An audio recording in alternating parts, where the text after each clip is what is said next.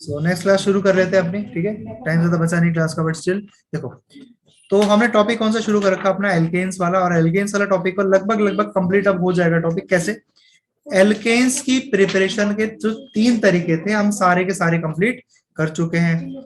Unsaturated hydrocarbon यानी कि double triple bond वाले कंपाउंड लो, उसके अंदर हाइड्रोजन गैस को ऐड करो, सो दैट सारे डबल ट्रिपल खत्म होकर सारे बॉन्ड क्या बन जाए, सिंगल बन जाए। कैटलिस्ट आपको बताइए 3 तरह के मेटल का इस्तेमाल करते हैं, आपको आता होगा, बाकी वीडियोस देख लेना, पिछला रिवाइज हो जाएगा, कोई दिक्कत की बात नहीं है। फिर एल्काइल हैलाइड यानी कि एल्काइल ग्रुप मतलब हाइड्रोकार्बन की चेन, और एक क्या लगा उसके अंदर, हैलाइड यानी कि फ्लोरीन, क्लोरीन, ब्रोमीन या फिर आयोडीन में से एक आपको लगा मिल जाएगा। इसके अंदर हम लोग H2 गैस डालेंगे, जिंक का मेटल डाल रहे हैं और एसिड डाल रहे हैं, डाइल्यूट एसिड। तो ये एक मेथड था, पिछली वीडियोस में देखना, आई थिंक वीडियो नंबर 4 में आपको मिल जाएगा ये, वहां पे आपको 3 या 4 के अंदर ही आपका अवेलेबल मिलेगा, ठीक है।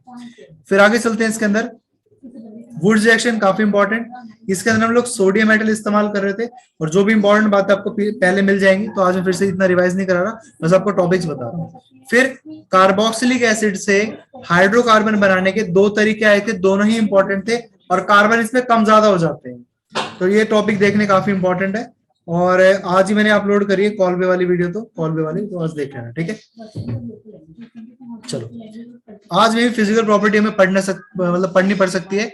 इसके आज जो केमिकल प्रॉपर्टीज पे आए थे, तो 7-8 तरह की रिएक्शंस थी, 7 तो थी ही। कैसे देखो, सब्स्टिट्यूशन रिएक्शन, मतलब जो एल्केन केमिकल रिएक्शन शो करेंगे, पहले क्या हो जाएगी, सब्स्टिट्यूशन रिएक्शन। एक्सप्लेन कर रखी है लास्ट की 2-3 वीडियोस में, आपको मिल जाएगी, अच्छे से देख लेना, स्पीड बढ़ा के देख सकते हो, जल्दी से कंप्लीट हो जाएंगे। उसके बाद आपका इसके सब्स्टिट्यूशन के अंदर जो भी चीजें आती है आपको सारी बता रखी है। फिर जब हम सब्स्टिट्यूशन रिएक्शन करते हैं तो इसका मैकेनिज्म भी यहाँ पे दे रखा है। मैकेनिज्म अगेन वेरी इंपॉर्टेंट, 3 इसके स्टेप थे, CIS, CPS और CTS। Chain initiation step, chain propagation step और चेन टर्मिनेटिंग स्टेप। एक सेकंड में ईयरफोन्स कनेक्ट कर लेता हूँ, ठीक है। देखो नेक्स्ट इसके अंदर क्या आएगा, मैकेनिज्म पढ़ने के बाद फ्री रेडिकल का कंबशन, आग लगा के जला दिया पूरा कंप्लीटली, CO2H2 बना दिया, इसके दौरान हीट निकल गई, एनर्जी रिलीज होती है, एक्सोथर्मिक रिएक्शन है। आपको तरीका बता रहा, जितने कार्बन उतने CO2, जितने हाइड्रोजन उसके आधे H2, फिर ऑक्सीजन को बैलेंस करो। चलो, फिर आपका कंट्रोल ऑक्सीडेशन डायरेक्टली याद करना था, एक्सप्लेन कर चुका हूँ। आइसोमेराइजेशन में same number of carbon hydrogen रहेंगे आपके, लेकिन बस उनका स्ट्रक्चर चेंज हो जाएगा, आइसोमर्स बन जाएंगे। एरोमेटाइजेशन इंपॉर्टेंट था आपका, एरोमेटिक रिंग बन जाती है। और इसके नीचे क्वेश्चन भी लिखा है, उसको अटेम्प्ट जरूर करके देखना, आसान है, पिछली वीडियो में बता भी रखा है। स्टीम के साथ रिएक्शन, वाटर गैस बनती है, हाइड्रोजन चैप्टर का रिएक्शन है। और पायरोलिसिस मतलब हम क्या करेंगे, क्रैकिंग करेंगे, ब्रेक कर देंगे, बड़े हाइड्रोकार्बन की चेन को छोटे हाइड्रोकार्बन की चेन में कन्वर्ट कर दिया जाएगा यहाँ पे। इसके बाद कॉन्फर्मेशन वाला टॉपिक आता है, काफी इंपॉर्टेंट है। और एक फिजिकल प्रॉपर्टी का टॉपिक बचता है, उसके बाद ये अपना हाइड्रोकार्बन में जो पहला एल्केन है वो कंप्लीट हो जाएगा, और एल्कीन्स हम शुरू कर देंगे। तो पहले फिजिकल प्रॉपर्टीज पे चलते, काफी कॉमन सी बातें हैं, और मतलब इजी रहेगी काफी सारी चीजें वहां पे। तो देखो जरा फिजिकल प्रॉपर्टी शुरू करते हैं, और कंप्लीटली फिलहाल एनसीईआरटी पे फोकस कर रहे हैं, क्योंकि जब ये कंप्लीट हो जाएगी ना, तब हम अपनी नॉलेज को एक्स्ट्रा बढ़ा सकते हैं, वरना इसके अंदर बहुत कुछ लिखा है जो आपको बहुत ही अच्छे से आना चाहिए, और नीट तक के लेवल की बहुत ज्यादा आसानी से इससे प्रिपरेशन हो सकती है।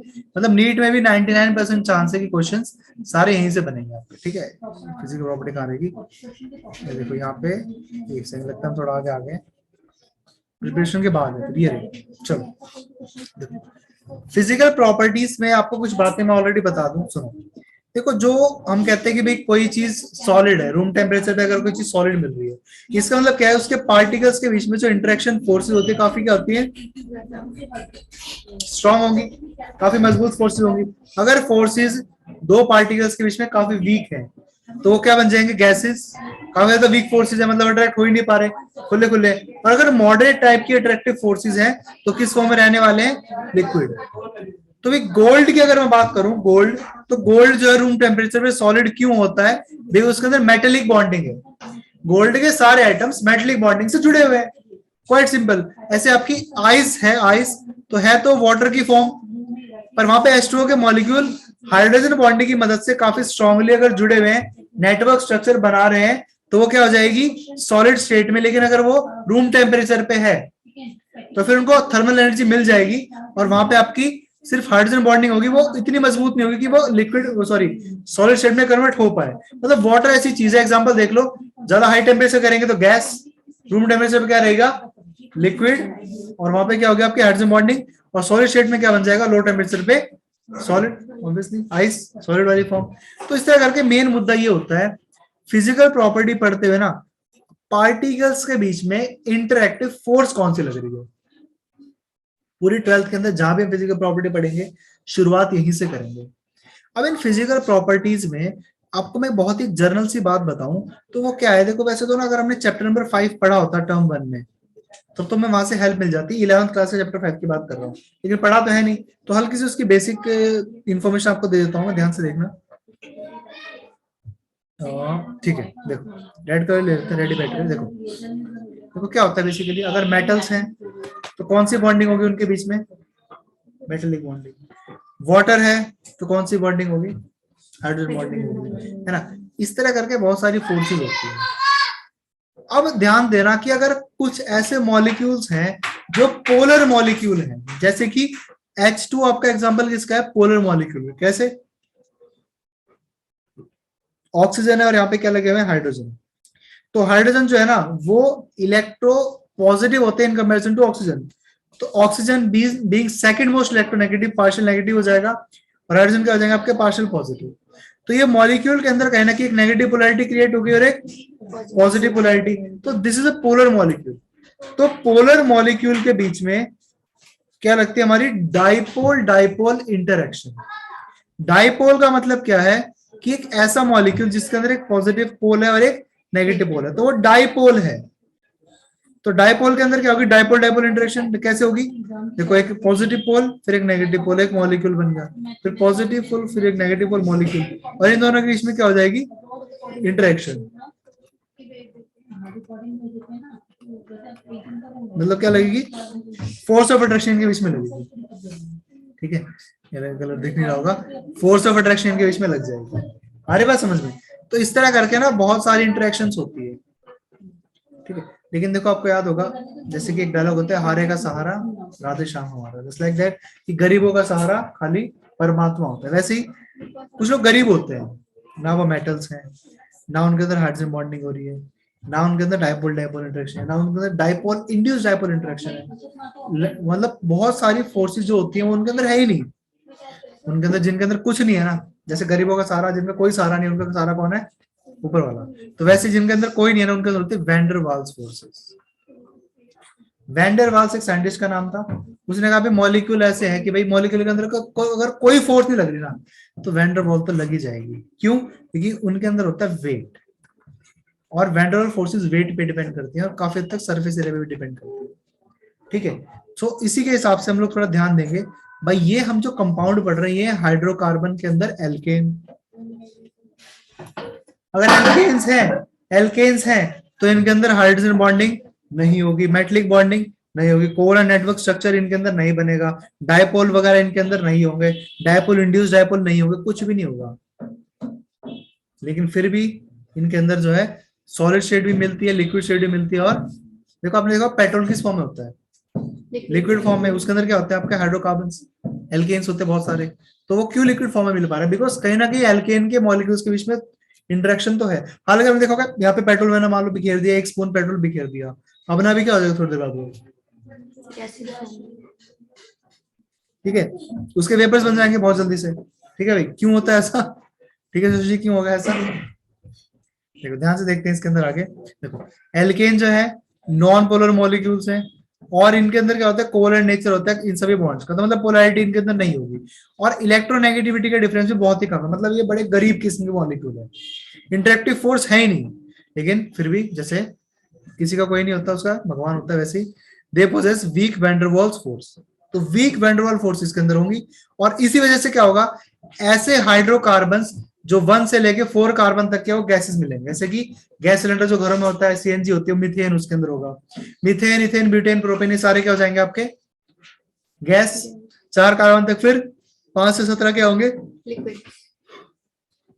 लेकिन अगर और भी बड़े कार्बन से 18 कार्बन एटम या फिर उससे ज्यादा, तो वो क्या हो जाएंगे आपके सॉलिड। तो फिर से देख लो एक बार, 1 से लेके 4 कार्बन तक गैस, बिकॉज देखो वेट कम है ना इनका, तो वैंडरवाल फोर्सेस ज्यादा नहीं लग पाएंगी।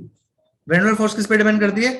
वैंडरवाल, मैं लिख देता हूं यहाँ पे even van der Waals forces directly proportional to molecular weight and inversely to branching. अगर ब्रांचिंग हो रही है, जैसे मान लो कितने कार्बन है, 1 2 3 6 कार्बन, 6 कार्बन अगर इनमें ब्रांचिंग हो जाए तो वैंडरवाल फोर्स क्या हो जाएंगे? कम हो जाएंगे। बात समझ में आ रही है? तो 2 पॉइंट हमेशा याद रखना, वैंडरवाल फोर्स किस पे डिपेंड करेगी? मॉलिक्यूलर वेट पे, और इनवर्सली किसके होंगे? ब्रांचिंग पे। अरे बात समझ में? और यही चीज मैं आपको पूरी 12th में पढ़ाऊंगा, तो प्लीज ध्यान रखो, यही काम की चीजें रहती हैं। देखो, तो इसका मतलब क्या हुआ? 1 कार्बन से लेके 4 कार्बन गैस, 5 से 17 क्या हो गया? लिक्विड, और 18 के बाद वाले क्या हो जाएंगे? आपके सॉलिड एट रूम टेम्परेचर। उसके बाद कलर कोई मिलेगा नहीं, स्मेल इनके अंदर कोई होगी नहीं, ऑर्डरलेस, कलरलेस। और फिर क्या लिखा हुआ है? पोलर नेचर ऑफ, मतलब क्या लगता है कि एल्केन्स जो पानी में घुल पाएंगे, मतलब देखो ऑयल, पेट्रोल, डीजल पानी में घुलता है क्या? नहीं, वो ऑयल की तरह होता है, तैरेगा। तो तेल वाटर, मतलब तेल और पानी को भी मिक्स नहीं हो सकते, समझ रहे हो? क्योंकि जो पानी वो कैसा होता है? पोलर। और जो चिकनाई है, जो तेल है ना, ऑयल जो होते हैं वो कैसे होते हैं? Generally non polar. तो ये सारे के सारे नॉन पोलर होंगे, क्योंकि पानी में डिसॉल्व नहीं हो पा रहे हैं। ठीक है, petrol is a mixture of hydrocarbon, और फ्यूल की तरह इस्तेमाल होता ही है, हमें बताइए। और पेट्रोल और lower fraction of petroleum are use for dry cleaning, वो थोड़ी बातें बताए, ड्राई क्लीनिंग में इस्तेमाल करते हैं। फिर इसके हिसाब से क्या लगता है कि इनका नेचर कैसा होगा? इनका नेचर ग्रीजी होगा, क्योंकि देखो जब हम करते हैं ड्राई क्लीनिंग, तो उसमें ऐसे मान लो कोई स्टेन लग गया जो पानी से धुल नहीं पा रहा है, तो फिर अपने मतलब महंगे कपड़ों की ड्राई क्लीन कराते हैं। तो ऑयल वगैरह जो होते हैं उसको निकालने के लिए हम लोग इनका पेट्रोलियम वगैरह का इस्तेमाल करते हैं, मतलब पेट्रोलियम के थोड़े छोटे मोटे कंपोनेंट। तो पेट्रोलियम कंपोनेंट भी कैसे होंगे? आपके ऑयली। और जो आपका स्टेन लगा हुआ है, ग्रीस स्टेन या फिर ऑयल का स्टेन, वो भी कैसा होगा? Oily, oil oil. ठीक है, ऑयल ऑयल समथिंग हो जाएगा इनका, और निकल जाएंगे यहाँ से। अरे बात समझ में? ठीक है भाई। और इस तरह करके इनका नेचर भी आपका ऑयल, मतलब कहना मतलब चिकनाई है, हाइड्रो का मतलब चिकनाई। ठीक है, और ये नॉन पोलर होंगे, और इनकी हाइड्रोफोबिक प्रॉपर्टी होगी। हाइड्रोफोबिक का मतलब वाटर रिपेलिंग प्रॉपर्टी होगी। एक होता है हाइड्रोफिलिक, मतलब वाटर लविंग, और एक ऐसे होंगे हाइड्रोफोबिक, वाटर हेटिंग। और जनरली ऑब्जर्व क्या करते हैं कि भाई लाइक डिसॉल्व लाइक वाली बात है, जो पोलर चीजें हैं जनरली वो पोलर सॉल्वेंट में डिसॉल्व होंगी, और जो नॉन पोलर है वो नॉन पोलर में डिसॉल्व होंगी। तो ये हाइड्रोकार्बन्स जो कि नॉन पोलर है, पोलैरिटी नहीं है इनके अंदर, पॉजिटिव नेगेटिव पोल्स इनके अंदर नहीं है, तो ये किसमें डिसॉल्व होंगे? नॉन पोलर सॉल्वेंट, जैसे कि बेंजीन, एंथ्रासीन, टोलिन हो गए। तो ये एग्जांपल है CCl4, नॉन पोलर सोलवेंट्स के एग्जांपल है। तो मतलब ये आसान सेक्शन है, और एक दो बार ध्यान से पढ़ोगे तो आपको समझ में आ जाएगा। क्लियर?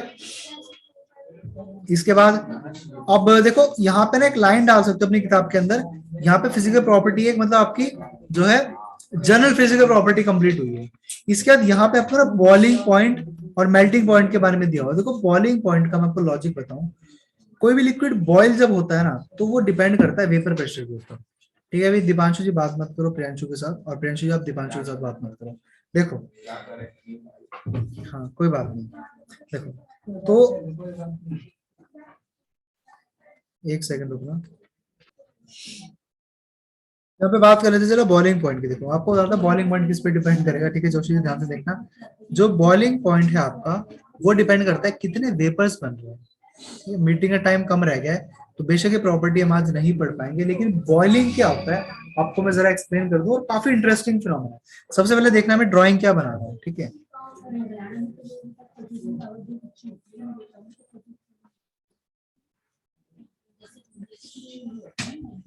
और यहाँ पे थोड़ी आग लगा देते हैं। ठीक है, तो गैस स्टोव है। ठीक है, इसके ऊपर यहाँ पे एक बर्तन रखा हुआ है, और बर्तन के अंदर हमने क्या भर दिया? पानी। और हमने गैस को ऑन कर दिया। ब्लू कलर की आग तो नहीं होती, वैसे ब्लू फ्लेम ही होती है, और स्टिल हम यहाँ पे ऑरेंज सी रेड से आग लगाते हैं। देखो, तो बॉइलिंग कंसेप्ट का मतलब क्या होता है, ध्यान से देखना। अगर कोई वाटर आपने मान लो फर्श पे पोछा लगाया घर में, और सर्दियों में फैन भी चलाने से मना करते घर वालों ने, तो क्या पोछा सूखेगा नहीं? क्या वो पंखा नहीं चला सूख जाता है? अब वाटर का बॉइलिंग पॉइंट क्या होता है? 100 डिग्री सेल्सियस। तो इस टेम्परेचर पे पानी बॉईल करेगा। लेकिन पानी के जो वेपर्स बनते हैं वो तो हर टेम्परेचर पे बनते हैं, मतलब फ्रीजिंग पॉइंट से नीचे भी कहना है कि वेपर्स बहुत ही कम बन रहे होते हैं। वाटर जब फ्रीज हो जाता है ना, तो आइस का जो फेज है, आइस से भी बहुत ही कम वेपर्स निकल रहे होते हैं। तो ऐसा होता है कि वाटर के अंदर जो इवेपोरेशन की प्रोसेस है, दिवांशु जी, सॉरी प्रियांशु जी, वाटर के अंदर जो इवेपोरेशन की प्रोसेस है वो तो हर टेम्परेचर पे होती रहती है, लेकिन जो बॉइलिंग है वो 100 डिग्री सेल्सियस पे ही होगी। ऐसा क्यों होता है, ध्यान से देखना। मान लो हमने पानी रखा ठंडा ठंडा यहाँ पे, फ्रिज में से निकाल के गैस पे रख दिया और हमने गैस ऑन कर दी। तो स्टार्टिंग में हमने जब गैस ऑन करी, इसका टेम्परेचर काफी कम होगा और इसमें से वेपर्स आपके निकल रहे होंगे। फिर जैसे जैसे गैस ऑन रखेंगे हम लोग, तेज फ्लेम मतलब हाई फ्लेम का रखा है, तो टेम्परेचर इंक्रीज होता जाएगा, और जैसे ही टेम्परेचर इंक्रीज होता जाएगा वेपर ज्यादा बनते रहेंगे, और वेपर्स अगर ज्यादा बनेंगे तो वेपर का प्रेशर भी ज्यादा लगेगा एक तरह से। तो टेम्परेचर इंक्रीज होता जाएगा होता जाएगा होता जाएगा, और एक टाइम ऐसा आएगा जब टेम्परेचर इतना ज्यादा इंक्रीज हो चुका है कि उसकी वजह से काफी सारे वेपर्स निकल रहे हैं, और उन बहुत सारे वेपर्स का जो प्रेशर है ना, वो एटमॉस्फेरिक वेपर प्रेशर के बराबर हो गया है, 1 atm के बराबर हो चुका है। मतलब the temperature at which the vapour pressure of the vapours of liquid, मतलब जो लिक्विड के वेपर्स बन रहे हैं उनका वेपर प्रेशर जिस टेम्परेचर पे एटमॉस्फेरिक प्रेशर के बराबर हो जाए, वही लिक्विड का क्या होता है, boiling point. So evaporation is taking place at every temperature, her temperature पे लगभग लिटरली इवेपोरेशन हो रहा है, लेकिन बॉइलिंग कब होगी, जब वेपर्स के लिक्विड का प्रेशर किसके बराबर हो जाए, एटमॉस्फेरिक वेपर प्रेशर के। अब अगर यही लॉजिक मैं इन्हीं के अंदर लगा दूं, तो आपके पास दो लिक्विड है, ठीक है, अभी अभी हमने पढ़ा है और मुझे आंसर करके बताना। आपके पास दो लिक्विड है, ठीक है भाई, दो लिक्विड आपके पास भरे हुए हैं, और एक लिक्विड की वेपर जो है वो जल्दी से बन रही है, बहुत सारी बन जाती है आसानी से, हल्का सा गर्म करते ही, और एक लिक्विड की वेपर्स बहुत ही देर से बनती है, काफी ज्यादा गर्म करना पड़ता है तब उसकी वेपर ज्यादा बनती है। तो कौन सा लिक्विड जल्दी से बॉयल हो जाएगा कम टेम्परेचर पे, पहले वाला है ना, क्योंकि हमने हल्का सा गर्म किया, इसकी काफी वेपर्स बन गई, मतलब इसने 1 atm का वेपर प्रेशर काफी जल्दी अचीव कर लिया लो टेम्परेचर पे, तो इसका वेपर प्रेशर क्या हो जाएगा, काफी कम। तो यही लॉजिक आपको यहाँ पे लगाना है। अगर ऐसे अगर ऐसे आपके पास लिक्विड्स हैं जिनके बहुत ही ज्यादा वेपर्स बनते हैं, क्यों बनते हैं वेपर्स, क्योंकि इनके आपस में जो मॉलिक्यूल है ना, उनके बीच में उतना इंटरेक्शन नहीं है, वीक इंटरेक्शन है, जल्दी से वेपर्स बन रहे हैं। अब पेट्रोल डीजल बॉयल करें, कौन जल्दी बॉयल हो जाएगा, सॉरी पेट्रोल वाटर बॉयल करें, कौन जल्दी बॉयल होगा, पेट्रोल बॉयल होगा, कि पेट्रोल के काफी ज्यादा वेपर्स बनते हैं, वेपर्स में आग लग जाएगी। तो यही लॉजिक अपने को बॉइलिंग पॉइंट पे लगाना है। तो जस्ट अगली क्लास में बिल्कुल डायरेक्टली बॉइलिंग पॉइंट से शुरू कर लेंगे, इस क्लास को ओवर करते हैं यहीं पे। आई होप आपको सारी बातें समझ में आएंगी, पिछला जरूर रिवाइज कर लो, आप सभी लोग टर्म टू क्लास में इन्वॉल्व हो जाओ फटाफट से, ठीक है भाई, क्योंकि काफी इंपॉर्टेंट है। और टर्म टू क्लास, क्योंकि चैप्टर देखो थोड़ा कॉम्पिटेटिव मुश्किल रहता है, तो इसे ग्रिप में रखना काफी इंपॉर्टेंट है, लेंथी भी है काफी चैप्टर, तो प्लीज ग्रिप में रखना अपनी और समझते हुए चलना, और हम लोग इसको कैरी ऑन करेंगे। और क्लास एंड होते थोड़ा सा एक रिविजन सा कराऊंगा छोटा सा, ठीक है, और उसके बाद फिर आप लोग की छुट्टी हो जाएगी, क्लियर, बाकी हम कल करेंगे फिर। चलो तो अब मिलते हैं अभी, ऑनलाइन स्टूडेंट्स कल मिलते हैं, और हम लोग थोड़ा सा एक बार आप लोग मैं कुछ डिस्कशन करूंगा, तो वो इधर वेट करना है, ठीक है।